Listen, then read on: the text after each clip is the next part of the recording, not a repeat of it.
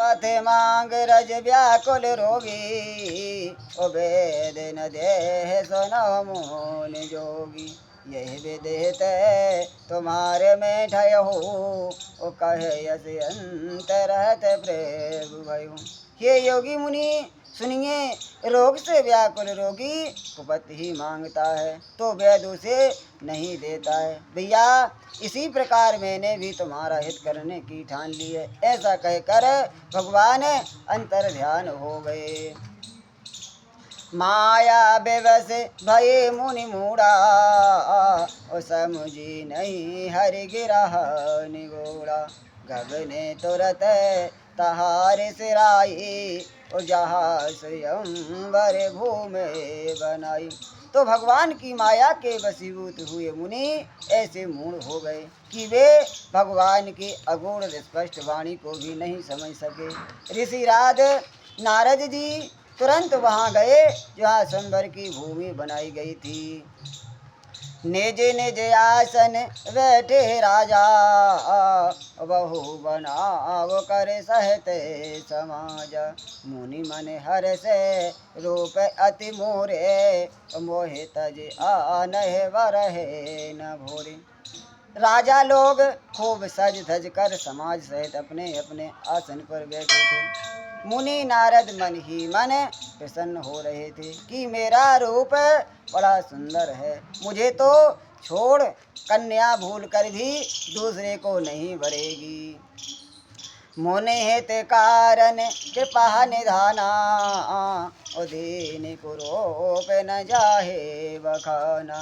Soho चरित्र लख काहू न पावा, ओ नारद जान सब शेर नावा। श्री राम जय जय राम, श्री राम जय जय राम। दीन दयाल विरद संभारी, और हरहु नाथ मम संकट भारी। तो कृपा निदान भगवान ने मुनि के कल्याण के लिए उन्हें ऐसा कुरूप बना दिया कि जिसका वर्णन नहीं हो सकता है, पर यह चरित्र कोई भी नहीं जान सका। सबने उन्हें नारद ही जानकर प्रणाम किया। रहे तहा दुई रोद्रगण, ते जाने सब भी। अब प्रवेश देखत बिरय, परम कौतुकी ते हो। लखन सिया रामचंद्र शंकर हरिओ। तो वहाँ जो दो शिव जी के गण भी थे, वे सब भेद जानते थे और ब्राह्मणों का वेश बनाकर सारी लीला देखते फिरते थे। वे भी बड़े मौजी थे। जय समाज बैठे मुनि जाई, हृदय रूप यह मत अधिकाई। दह बैठे महेश गण दो, प्रवेश गति लखहे न को। तो नारद जी भैया अपने मन में रूप का बड़ा अभिमान लेकर जिस समाज पंक्ति में जाकर बैठे थे, ये शिव जी के दोनों गण भी वहाँ बैठ गए। ब्राह्मणों के वेश में होने के कारण उनको पहचान ना सके और उनकी इस चाल को कोई भी नहीं जान सका। करह कूट नारद है सुनाई, नीत दीन हरि सुंदरिताई।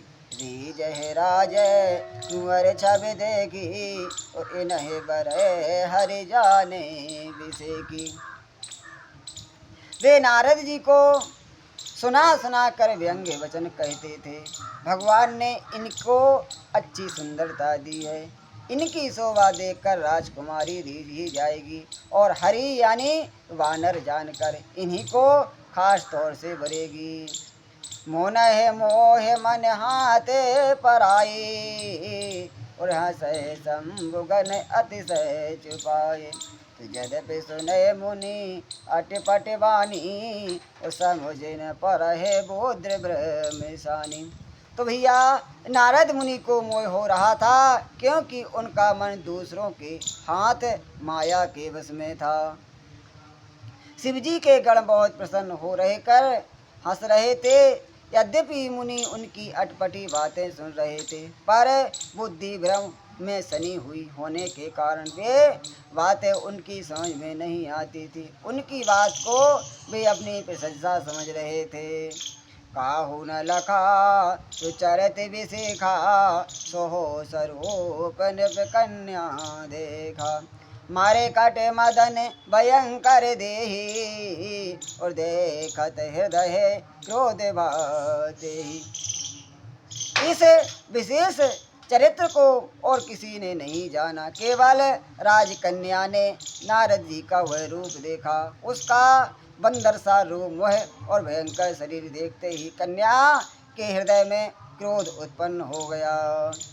सखी संग ले कुंवरे तब चल जने राजे माल, देखत फिर महीप सब करे सरोज जय माल। भैया तब राजकुमारी सखियों को साथ लेकर इसी तरह चली मानो राजहंसनी चल रही हो। वह अपने कमल जैसे हाथों में जयमाला लिए सब राजाओं को देखती हुई घूमने लगी।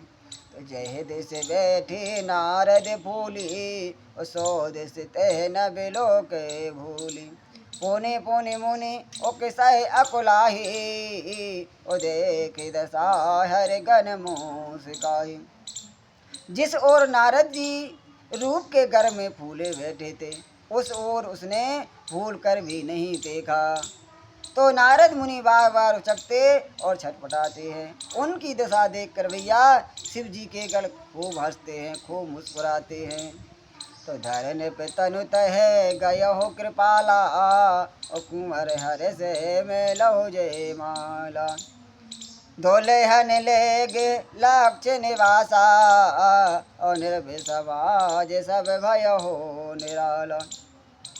कृपालु भगवान भी राजा का शरीर धारण कर वह जा पहुँचे। राजकुमारी ने हर्षित होकर उनके गले में जयमाला डाल दी। तो भैया लक्ष्मी निवास भगवान दुल्हन को ले गए। सारी राजमंडली निराश हो गई। मुनियति बिकल मोहयत नाठी, और मन गिर गई छोट जनगाठी। तब हरिगल बोले मुस्काही, और निज मुख मुकर बिलोक हो जाही। मोह के कारण मुनि की बुद्धि नष्ट हो गई थी। इससे वे राजकुमारी को गई देख बहुत ही विकल हो गए, मानो गांठ से छूटकर मणि गिर गई हो। तब शिवजी के गणों ने मुस्कुरा कर कहा, जाकर दर्पण में भैया अपना मुँह तो देख लो। तो ऐसे कहे दोहू भागे भय भारी, और बदन देख मुनि बारे निहारी। वेश बिलोक क्रोध यति बाड़ा, उते नहे सराप दीन यति गाड़ा। ऐसा कहकर वे दोनों बहुत भयभीत होकर भागे। मुनि ने जल में झांक कर अपना मुंह देखा। अपना रूप देखकर उनका क्रोध बहुत बढ़ गया। तो उन्होंने शिवजी के उन गणों को अत्यंत कठोर श्राप दे दिया। हो निशाचर जाहे तुम कपटी पापी दो, और हंसो हम सो ले हो फल बहुरे हंसो मुनि को। तो तुम दोनों कपटी और पापी जाकर राक्षस हो जाओ। तुमने हमारी हंसी की और उसका फल चख लो। अब फिर किसी मुनि की कभी हंसी नहीं करना।